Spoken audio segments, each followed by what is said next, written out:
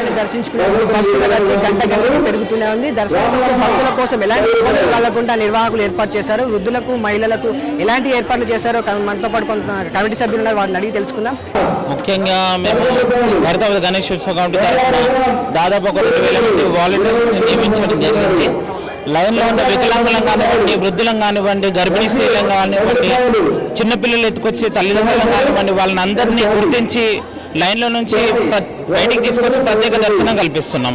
అలాగే భద్రతా ఏర్పాట్లు కూడా ఎటువంటి అనుమానం లేకుండా భద్రతా భావంతో వచ్చి భక్తులందరూ ఖైరతాబాద్ వినాయకుడిని దర్శించుకోవచ్చు. దాదాపు పోలీస్ శాఖ వాళ్ళు 2000 మంది పోలీసులను మోహరించడం జరిగింది.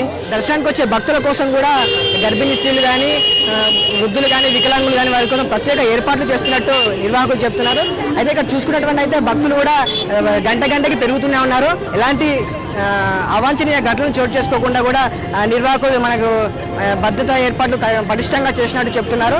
చాలా బాగుందండి. చాలా పెద్ద విగ్రహం ఎక్కడ లేదు. ఖైరతాబాద్ విగ్రహం చూడడానికి ఎక్కడి నుంచో వస్తారు. చాలా బాగుంది విగ్రహం.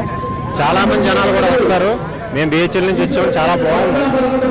అయితే భక్తులు కూడా ఈ భారీ విగ్రహాన్ని దర్శించుకున్నందుకు బాగా మంచి ఎక్సైట్మెంట్ ఫీల్ అవుతున్నట్టు కనిపిస్తుంది. ఇది ఇక్కడ తాజా పరిస్థితి. Vote studio.